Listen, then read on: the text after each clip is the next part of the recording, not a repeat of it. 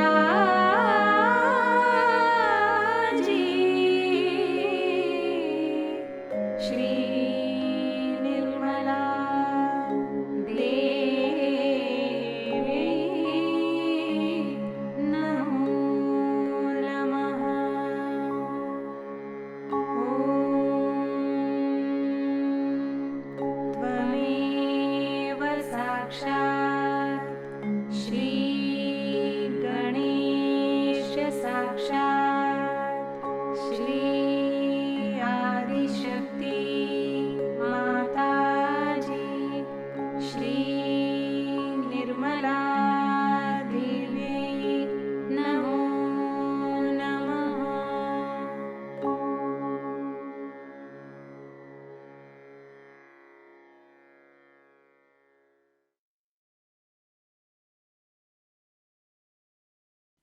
श्री माता जी, हमारा आत्म साक्षात्कार दृढ़ कीजिएगा।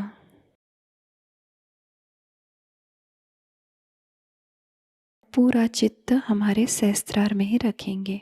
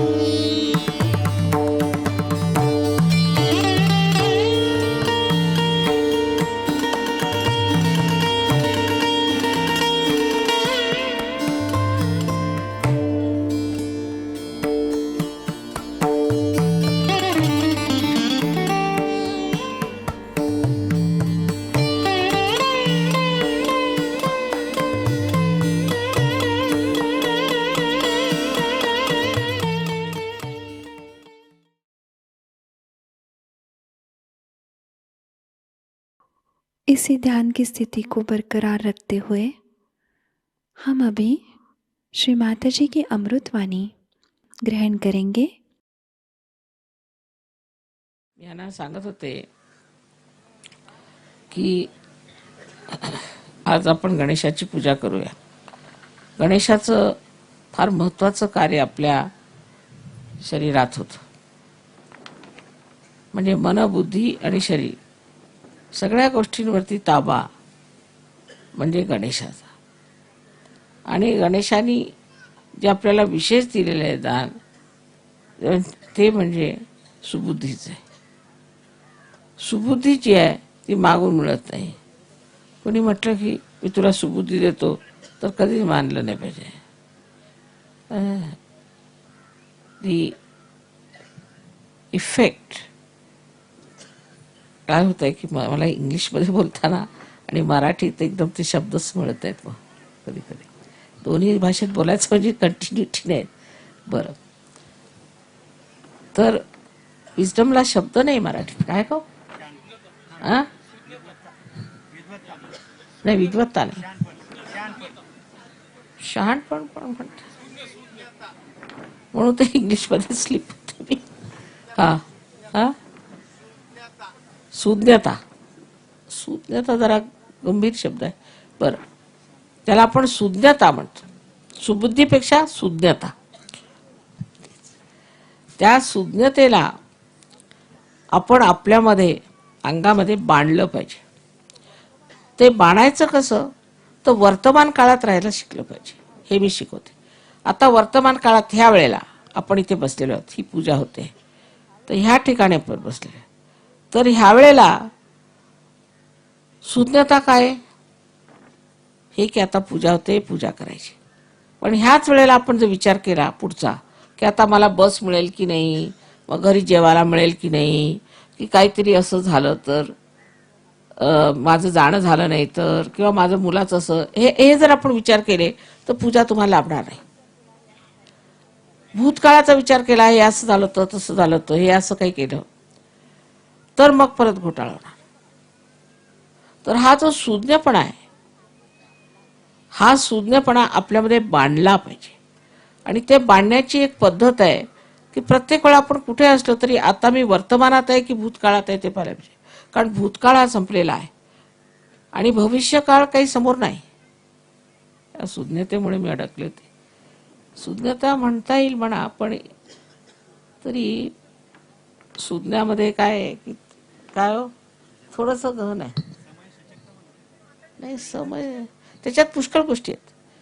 आता इंग्लिशमध्ये एकच शब्द आहे की विजडम, पण आपल्या मराठी भाषेत त्याला सुज्ञता म्हणता येईल, सुबुद्धी म्हणता येईल, समय सूचकता म्हणता येईल, किंवा दक्षता म्हणता येईल. दक्षता म्हणता येईल, दक्षता म्हणजे असे अनेक शब्द त्याला आहेत. आणि ते सगळे एका गोष्टीने आपल्याला सहज साध्य होतात जर आपण वर्तमान काळात राहण्याची व्यवस्था केली तर. आता मी असं ऐकलं की ते भयंकर भांडणं करतात लोक. भांडणं होतात. का होतात? कारण तुझ्या बापाच्या ह्यानी मला मारलं होतं म्हणून भांडायला लागलं. तो बापही मेला आणि त्याचाही बाप मेला. तुम्ही आता समोर, आता ते बापाचं कशाला काढत बसले? नाहीतर तुला मी मारीन, तुला मी ठोकीन, असं काहीतरी भविष्य काळाचं बोलत राहायचं. आत्ता ह्या वेळेला मी काय करणार आहे? तू माझ्या समोर आलास, ह्या वेळेला मी तुझ्याशी काय करणार आहे तो विचार नाही. काय केलं पाहिजे ह्या वेळेला? त्यावेळेला जी समय सूचकता येते, ती समय सूचकता जी आहे ती खरी. त्यावेळेला लगेच लक्षात येईल की बाबा आता हे भांडण मिटवा, यावेळेला आता नको, चांगला चान्स आहे, संधी मिळाली. ही संधी मिळाली असं म्हटलं की एकदम मनुष्याच्या डोक्यात येतं केवढी मोठी संधी आहे. इतक्या आपल्या बापदादांची भांडणं सगळी संपली एकदाची. उगीच कोर्टाच्या कचेऱ्या कशाला, हे कशाला, ते कशाला, संपवा. ही जी एक सुबुद्धी आपल्यामध्ये येते त्या समयक सूचकतेला, त्यालाच आपण इंग्लिशमध्ये विजडम म्हणतात. पण विजडम मध्ये अनेक अर्थ आहेत. ते आपल्या भाषेमध्ये, मराठी भाषेला ना, प्रत्येक ह्याला पर्याय म्हणजे 10 असले पाहिजेत. ही अशी आपली भाषा फार समृद्ध भाषा आहे. त्यामुळे एक शब्दात नाही सांगता येत. पण तरी सुद्धा त्या समयाला जागृत असणं, त्या वेळेला जागरूक असणं हे फार जरुरी आहे. इतर पुष्कळशा गोष्टी आहेत. आता समजा मला घरून निघायचंय, तर मी असा विचार करायचा की आता मला जायचंय, मला काय काय पाहिजे, तिथे मी राहीन रात्रीचं, मला काय पाहिजे, बस त्यावेळेला. पण काय होतं, त्यावेळेला लक्षात ते घेत नाही, त्यावेळेला दुसराच विचार. आणि मग मोटारीत बसल्यावर मग लक्षात येतं की अरे ते राहिलं, हे राहिलं, ते राहिलं. तर ही जी एक समय सूचकता आहे, ही जी सुज्ञता आहे, ही आपल्यामध्ये बांधण्यासाठी आपण आता वर्तमान काळात राहायला शिकू. शिवाजी महाराज झाले ते फार मोठे होते, पण ते वर्तमान काळात राहत होते, आपल्यासारखं नाही त्यांचं. आता आपण म्हणायचं आता शिवाजी महाराज, आता आपण शिवाजी महाराजांना मानतो, पण आपल्यामध्ये ह्या वर्तमान काळात आपल्यामध्ये शिवाजी महाराजांचे कोणते गुण आलेत? ते काय दारू प्यायचे का? पहिली गोष्ट. त्यांचं वागणं कसं होतं, त्यांचं चरित्र कसं होतं, तसं आम्ही त्यांना मानतो, पण त्यांचं चरित्र ह्या वर्तमान काळात आता ह्या आयुष्यात आमच्यात आलंय का? काहीतरी मागच्या गोष्टीचं आपलं महात्म्य घेऊन बसायचं, त्याने काही फायदा होणार नाही. महात्मा गांधी झाले, पुष्कळ झाले. आपल्या देशात फार मोठे मोठे कमळं निघाली असं म्हटलं पाहिजे, पण डबकच आहे ना अजून, बाकी सगळं डबकच आहे. तेव्हा आपण आता डबक्यात आहोत की कमळात आहोत हे पाहिलं पाहिजे. ह्या वेळेला आपण कुठे आहोत हे पाहिलं पाहिजे. ही पाहण्याची सुबुद्धी जोपर्यंत येणार नाही तोपर्यंत गणेश तुमच्यात कार्य करीत नाही. गणपतीचं एक लक्षण सांगितलेलं आहे की तो तुम्हाला सुज्ञता देतो, सुबुद्धी देतो. कुठे दिसते का तुम्हाला सुबुद्धी? तिकडे त्या गणपतीच्या समोर बसूनच भांडतात लोक. मग त्या गणपतीच्यासाठी मग त्याच्यात पैसे खातात, हे करतात, ते करतात. म्हणजे सुबुद्धी नाहीच. म्हणजे गणपती आहे कुठे तिथे? नुसता गणपती करून ठेवलेला आहे.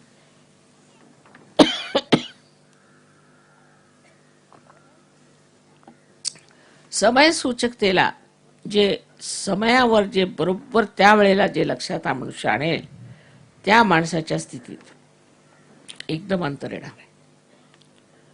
हे करून बघा तुम्ही. आणि वर्तमान काळातच तुमचं जी वाढ होणार आहे ती होणार आहे. आता फूल आहे, फुलाची वाढ भविष्यात होते की भूतकाळात होते?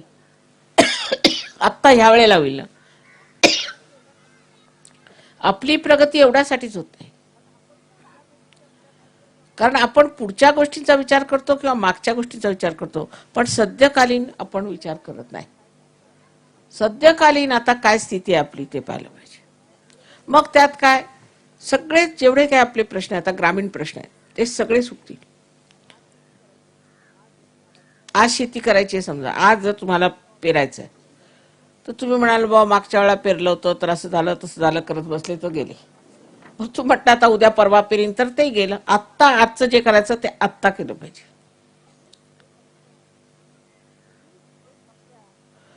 तर ही एक आपल्या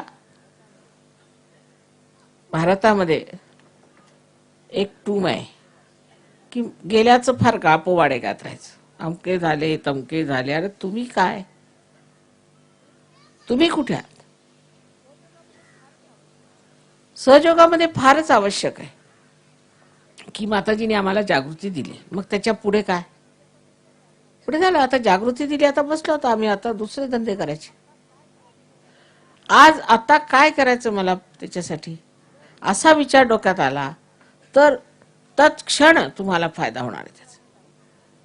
आता पुष्कळांना जागृती झाली, पुष्कळांना त्याचे लाभ झाले, चमत्कार पाहिले, हे झालं. पण विसरून जातात की मला जागृती झालेली आहे. प्रत्येक क्षणाला मला जागृती झालेली आहे, या क्षणाला सुद्धा मला जागृती झालेली आहे असं लोकांच्या लक्षात राहते. मग तसंच बघायला लागतं. परवाच एक गृहस्थ आले, त्यांना जागृती दिली, ती चांगले पार झालेले सगळं काय.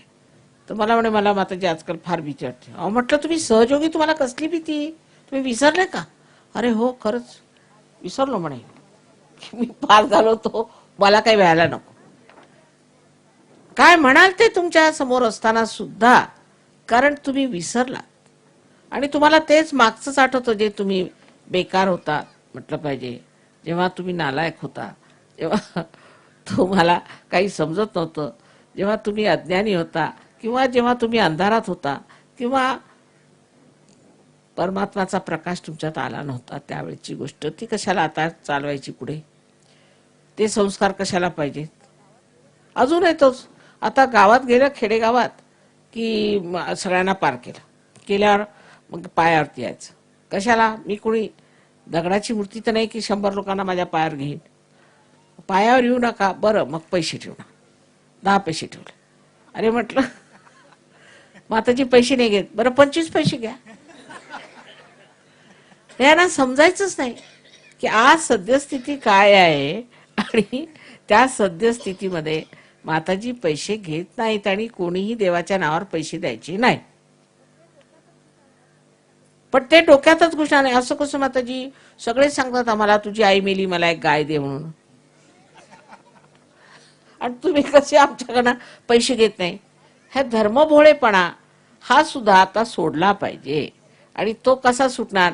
कारण धर्म तुम्ही जो शिकलेला आहात तो चुकीचाच शिकला. तुम्ही ज्याला तुम्ही धर्म म्हणता तो चुकीचा शिकला, कारण तुम्ही धर्म विकत घ्यायला निघाले आणि विकणारेही आहेत. धर्म विकता येत नाही आणि विकणारे आहेत आणि तुम्ही विकत घेता. म्हणजे हे तिन्ही गोष्टी चुकलेल्या आहेत. सद्यस्थितीमध्ये तुम्हाला रिअलायझेशन झालेलं आहे, तुम्हाला आत्मसाक्षात्कार मिळालेला आहे. आता आत्म्याच्या बलावर काय ते करायचं ते करायचंय. ते सोडून तरी ते शेवटलंच मागचंच ते आमचे संस्कार आहेत माताजी. वा. तर रस्त्याने एक दगड मांडला, त्या दगडामध्ये शेंदूर घातला, अमुक तमुक बसले तिथे. चला 2 पैसे घाला, 4 पैसे घाला, देवाला घाला. चालले आता तिथं कोणी निघाला मनुष्य तर बा देवच आहे, द्या 2 पैसे. अरे तुम्ही सहयोगी, तुम्ही कशाला देता? आता माताजी असं आहे ना, आम्हाला संस्कार आहेत. कसले कुसंस्कार आहेत?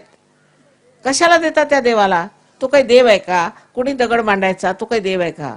पण ह्या सगळ्या ज्या आपल्या जुनाट ज्या आपल्यामध्ये गोष्टी आहेत त्या काढाव्या लागतील. त्या एकाच याने निघतील की आज सद्यस्थिती काय.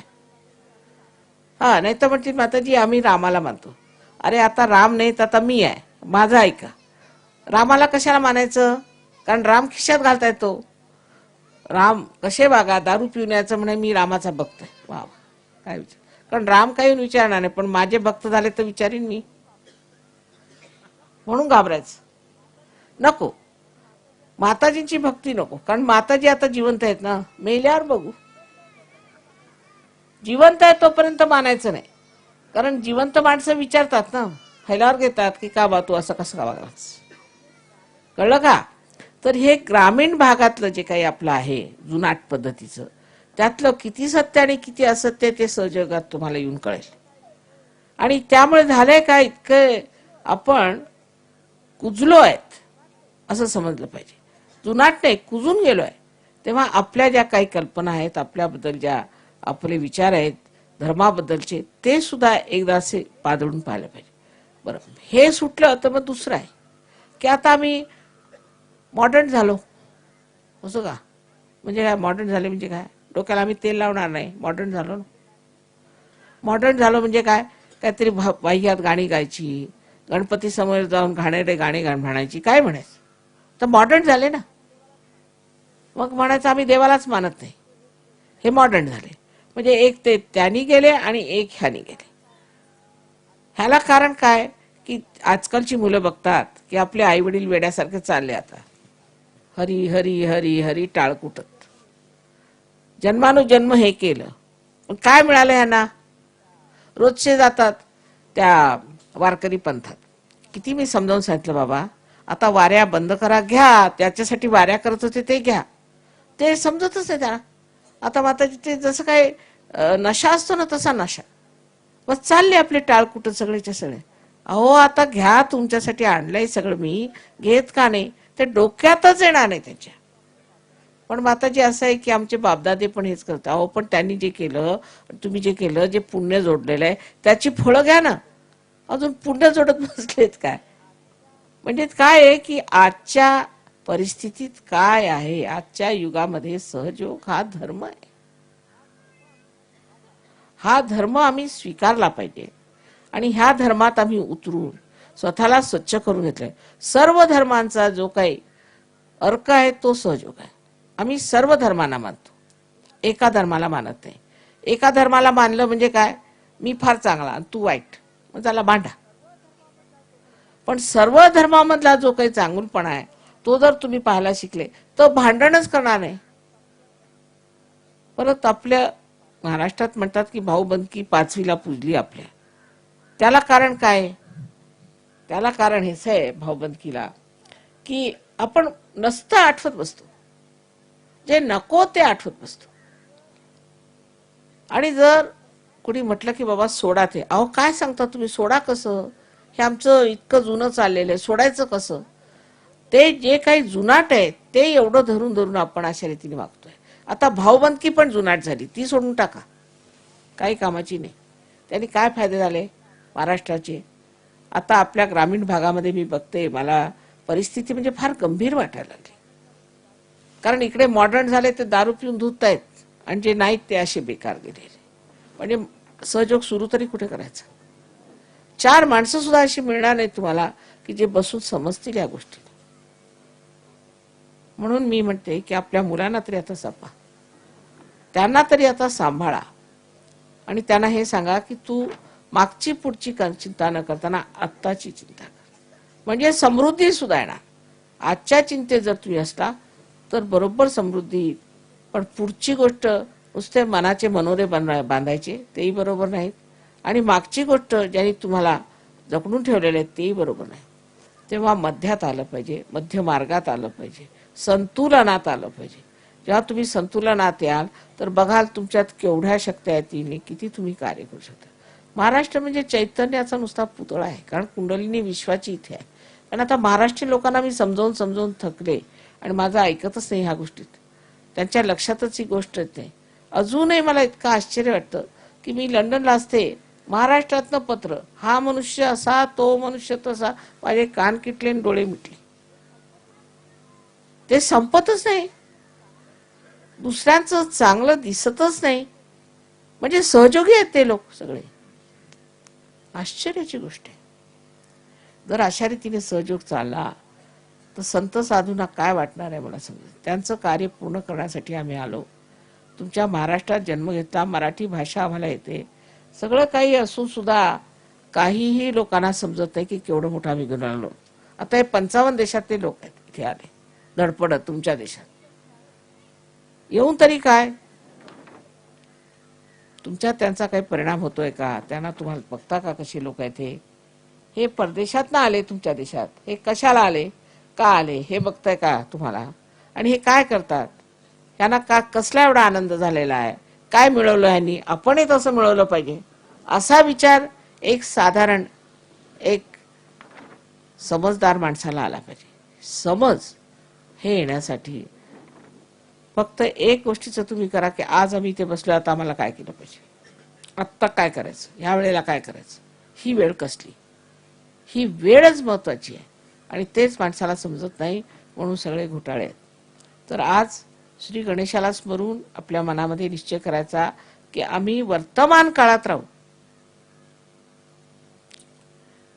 मला असं होतंय की एक भाषा बोलताना दुसरी भाषा बदलायची म्हणजे भारतात, पण एका भाषेत शुद्ध बोलते मी, पण ती जर भाषा सुटली की मग मला जमतच नाही. म्हणजे हिंदीत कोणी म्हणाले मराठीत बोला तर जमत, इकडून तिकडे मग मी आपलं शोधत बसते कुठे जावं म्हणून. कारण शुद्ध आहे ना सगळं, शुद्ध असलं पाहिजे, मिक्सचर करता येत नाही. भाषेत सुद्धा शुद्ध असं पाहिजे, त्यामुळे मला ते जमत नाही.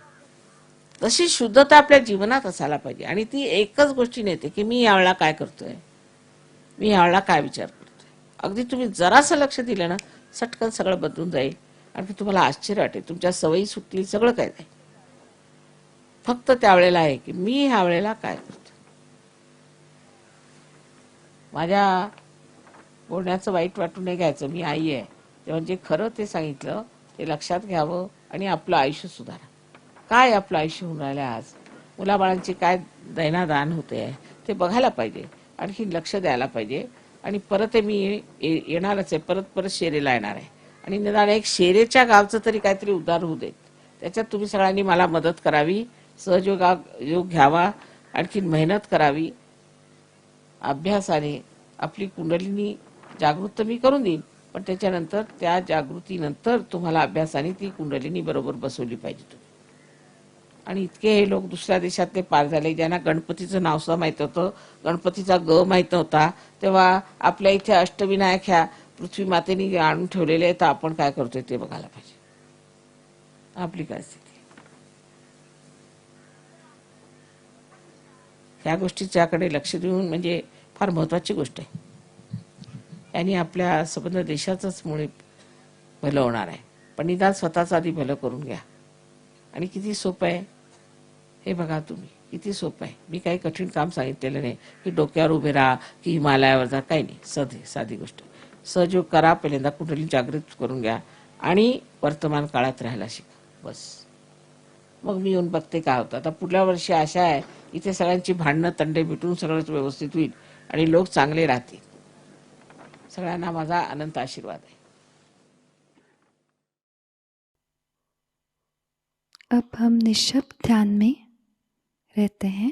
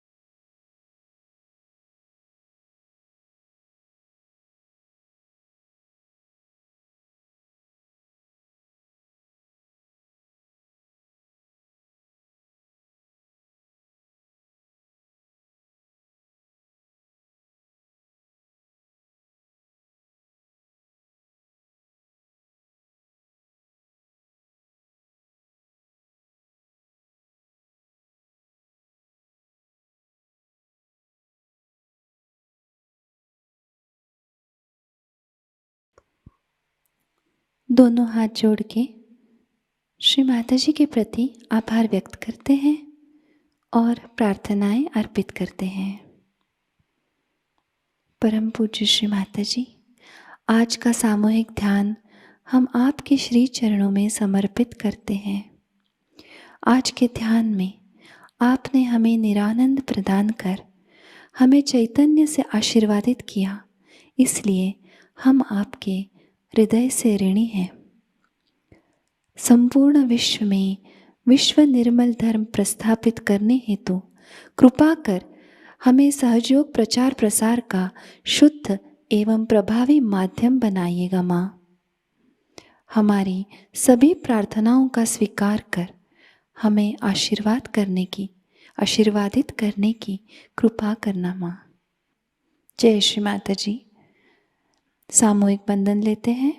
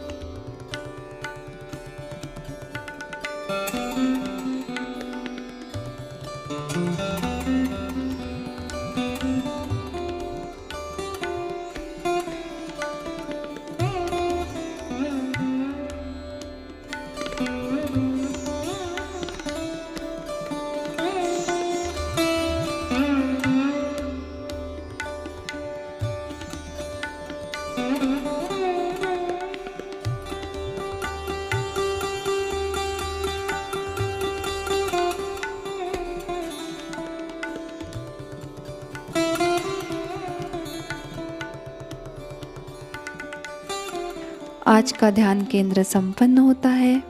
जय श्री माता जी।